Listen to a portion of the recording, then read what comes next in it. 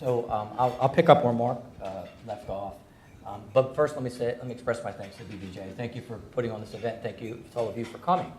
I think to add a little twist to what Mark said, every business is unique, okay? And there's a lot of information out there, and there are metrics, of course. But whether it's so many times EBITDA or so many times gross revenues or what have you, you got to look at the uniqueness of your business, and you don't get caught up in those metrics, because there is not one shoe size fits all. Okay, that's one, and that's what Mark was saying. Two, I'd like to say that worry about your off-balance sheet assets. Okay, these are areas that can, in this line of business or this industry that we're talking a little bit about cyber. I think some of you are cyber companies in the room, that there are value drivers and they can be value detractors. So your equity pool, I can't tell you how many times I see poor or no equity agreements. If you can't get your equity owners in line to sell the business, you're in trouble. You're stuck. And the time to do it isn't when you're either in one of those situations that Mark referenced, you could become ill, or some downturn in the environment. The time to do it is now, before there's an issue. Absolutely. The second one is your key management. Okay, these people will be the people that will stay on and run your business after you leave. And if you don't have them locked up and you don't know that they're on the same page, again, they can be a value enhancer to the valuation that metrics these people reference, our panelists reference, but they can also be a value detractor. And again, the time to do it is not when you're contemplating a transaction, because now you run into folks that may have leverage on you. You never want to be leveraged. I mean, the M&A process is all about leverage. Buying and selling, who's got leverage that lends you to have negotiating power. So don't allow your partners, if you have them, especially minority partners, to leverage you, and don't allow your key employees to leverage you as well. I'd like to add two things. One, based upon the prior question, and one of the things I want to add about value, make sure that I don't know how many business owners here know what the value of their business is now, the true value, because it's hard to drive to what might be your ultimate goal if you don't know where you are and you believe you're at a certain point when you're really not. So if you think your business is worth $10 million, or you want it to be worth $10 million, then you should know that it is indeed $10 million, if that's your goal. Because if you know that you're there, then you've got to do certain things to protect that value and continue to enhance that value. If you're really at $5 million, then you know you have to do some growth. And now you have to have a plan to get from $5 million to $10 million. But if you don't have that key piece of information, what your business is valued now, you can't get to the end goal, which is where you want to go. And you don't want to find out when you think your business is worth 10, you go to the market, and buyers only give you back numbers in the $5 million range. It's too late. So that's one point. Figure it out now. You don't have to go through a lengthy valuation process. You can do some work with your accountants and others to try to give you an indication of value. In terms of what buyers look for, one of the simplest rules is make sure you own what you think you own, whatever your key assets are. I can't tell you how many times I run into folks that think they own their intellectual property. They don't own it. Maybe they have government, maybe government has rights to it. Maybe it was prepared by an employee and you didn't have an assignment of the patent. For example, an employee maybe makes a claim that they own what you think you own. Again, you can't do it when you're about to sell. So you got to know that you own your assets, whatever those assets are, whatever your value drivers are, you got to make sure you own it. Again, you got to do that before you get to the inflection point of selling. Because I can tell you, a buyer and its team, and they're going to come in with a team, they will turn your company upside down. And they will find every skeleton that you have, I can assure you. And if there are lots of skeletons, your value goes down. And again, it's all about leverage. Your leverage just went down. So planning is really important, making sure that you own what you think you own. I would add one other thing, in addition to what you just said, was clean up your balance sheet. Okay, make it look as if, make it as desirable as you can. Listen, if you're on the sales side and you're the entrepreneur, many times, this is to Mike's point, the business, there's not a lot of separation between you and the business. So many entrepreneurs use their business as, their piggy bank. There's lots of, and it's okay, it's your business. There's lots of perks that go along. There may be family members on the payroll, all kinds of things. that, of course, buyers, these are things that are, and if you've made loans, intercompany loans back and forth to yourself or to key employees, you got to clean those things up. Buyers will see those things. They may be problems that detract from value.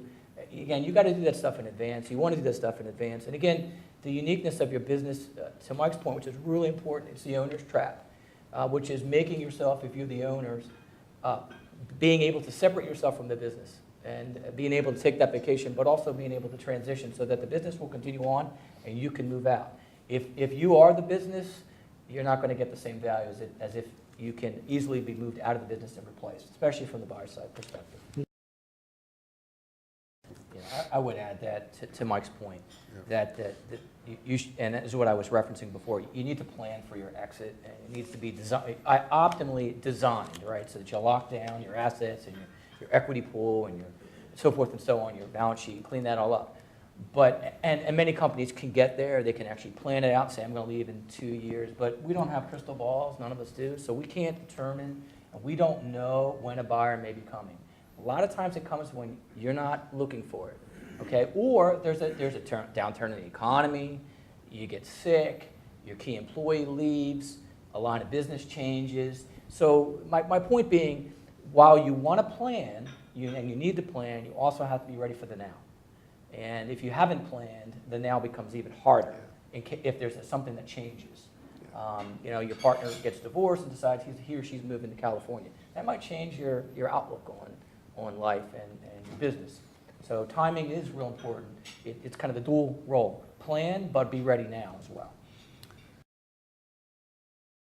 I'd add that the strategic buyer is going to come in, they're going to buy certain assets, a certain market, and they're going to come in and they're going to pay you, and you're going to stay for a little bit, and then you're going to leave, and they're going to move on. The financial buyer really comes in, and they really are seeking partnership, investment, and they'll pay you some now, and you'll have a partnership. And the idea is to grow it, grow the business that may have some potential, and you may not have the capital right now to get from where you are now, but you can get there if you had some additional talent or additional resources, meaning capital or skill sets or back office support, and get you to that next bite of the apple. So this financial buyer is really working on a partnership. It's an investment. Hopefully you as the seller may have 2 bites at the apple if it's done right. The strategic, it's more of one shot. They buy you most times transition and get out. So just out of curiosity, from your experience, a strategic buyer typically pays less than a financial buyer would? I guess would a financial buyer pay more? No, I'd say, I think it's unique. I think strategic buyers probably pay more. They may pay premium because they may want to get into a marketplace. And for example, in this community here, there are people that want to buy into the cyber or intelligence space.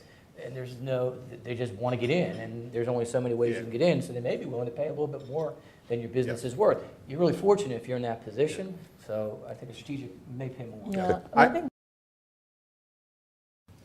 I'll add that selling your business is most likely the largest financial transaction that any of us would have in our lifetime. It's also probably the largest legal transaction that you might engage in your lifetime. And buying and selling business is a specialty area of law.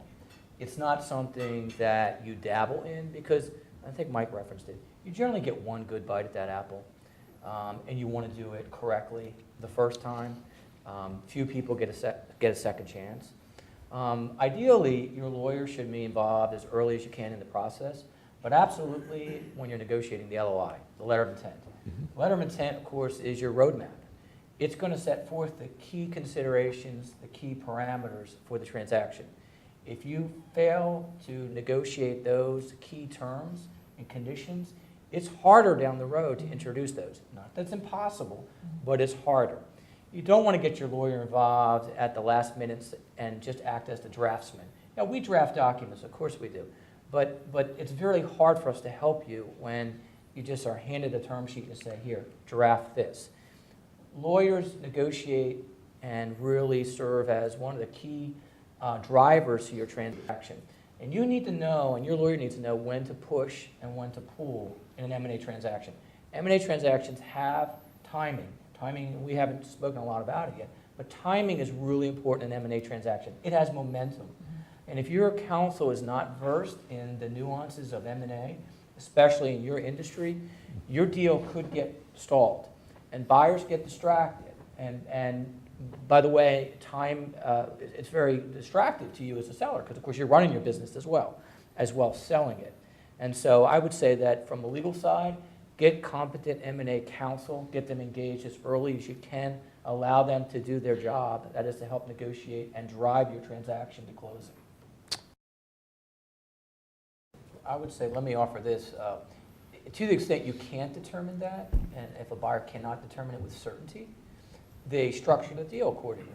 So it's great if you can get cash up front from a buyer, but of course now the cash may be gone. If you're a buyer, you didn't get what you thought you got, or you didn't maximize it. So what they do is they structure a lot of back-end monies so that they can verify whether those are earn-outs based upon performance of the company or certain metrics being hit or targets or benchmarks. So they structure their money, because it's about managing risk. I think that's part of your question. Is so that they manage risk by that. They set the purchase price 1, and then they adjust it 2, and they pay it 3, depending on how they can evaluate that risk. I would add that the state, what's really obvious but really important, you haven't sold your business till you sold it. Okay, so just because you signed a letter of intent or you're halfway through the transaction process, you haven't sold it. So what that means is that you're really working 2 jobs, you or your partners. And again, we haven't talked about this, but confidentiality is really important. So you don't have your whole, maybe not your whole team working on this process. Maybe it's just you or you and a partner. You still have, as Monica said, you have to keep that business strong. Because until you sold it, signed on the dotted line, received your cash and consideration, it's not done. And a buyer almost inevitably reserves its rights until the last minute to pull out. And so we've seen deals tank at the last minute. Not many, but they do, especially if you lose sight of where you're going and your numbers slip or a key employee leaves or something changes. So it's really important and it's really hard. So you really have to have advisors or other folks involved to help shoulder the burden to work your business and sell your business. Let me just add to flesh that out a little bit. In terms of buying and selling a business, and an M&A transaction has timing. I referenced that, and momentum. So if you're going to, as a sell side, you're going to get lots of inquiries, either through your counsel, through the principals of the buyer, through their advisors. And if you can't respond timely and competently and fully, you send a message. You may just be busy, but if you don't get back to them when they make an inquiry, you send a message and deals stall. And there's time, value to money, but on both sides. Remember, buyers paying advisors too, and they lose interest. And it may just be because you just were overwhelmed and not able to get back to a buyer, not because you were trying to send a message. But messaging and flow in an M&A transaction is really important because there is a timing and there is the push-pull factor. And you got to know when, and from a sell side, time is also your enemy. Because something could happen, it could get out in the community, so you have to push and you have to have your advisors drive this transaction home. So that's my 2 cents on that.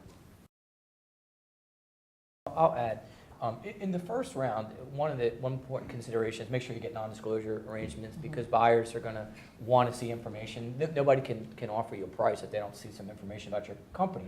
Of course, that's your sensitive information. And you have to be able to discern rather quickly whether or not this buyer is serious and not just a tire kicker, trying to find information out about the industry or you or what have you, or not. So you got to discern that quickly because, again, it's a time-intensive process. But once you find a buyer, there's 5 phases that you'll go through. One is a letter of intent. I referenced a letter of intent a little earlier, but that's really your roadmap. Make sure you know what you want and get it in that letter of intent, okay? And once you get through the letter of intent, you're going to next get to due diligence, which some of our colleagues referenced up here. Diligence is really important. You don't want to shortcut diligence here.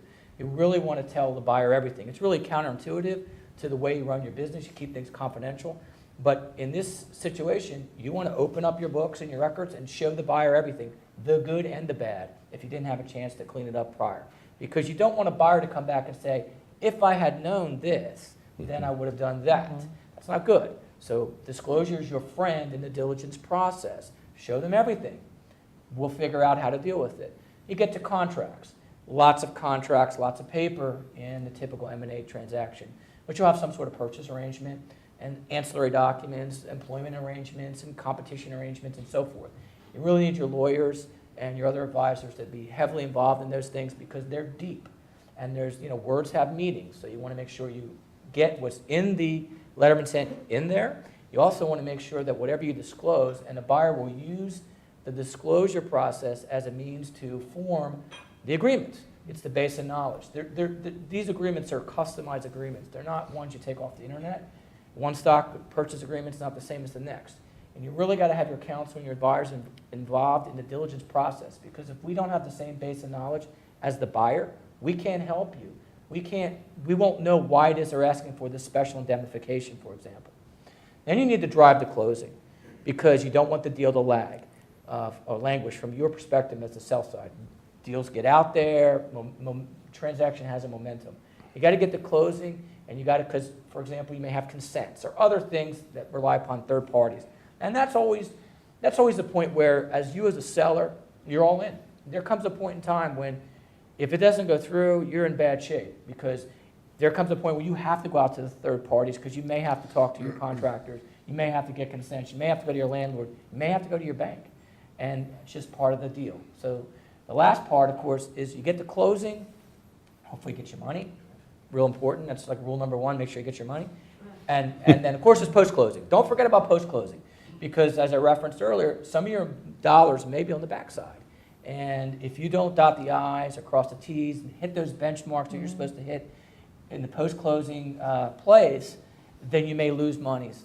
And so those 5 phases are what you typically see. They can be shortcutted or combined, but they're distinct. And you really need your advisor group to be part of those 5 phases. From my perspective, I'm seeing a number of combination of equals. So if we're talking about cyber and the community that's closest to where we are right now, where I was seeing mostly strategic buyers coming in, and I still see those buying opportunity, I've seen an uptick in combinations of equals who believe that it's necessary for them to combine, cut some overhead, add depth, or other skill sets to effectively compete, which I hadn't seen in the past. So instead of one gobbling up the other, and now it's this company, it's really combinations of equals, ventures, a lot more ventures that I hadn't seen in the past. Let me add also that acquisition is a growth tool. And so, the way we're talking here, it's usually, I feel like it's the bigger company coming in and getting the smaller company. But if you're a smaller company, you can make acquisitions, and there are lots of even smaller companies, to Mike's point, where smaller companies are having harder times to survive. You can pick up really good assets, good people through an acquisition, accelerate your growth curve by, and it doesn't have to cost you a fortune, by making acquisitions. So I would say, if you're a smaller firm, don't necessarily rule out the fact that you can make acquisitions and you can grow through acquisitions. Those deals are out there, and you should look at them as a means to grow your company. Yeah,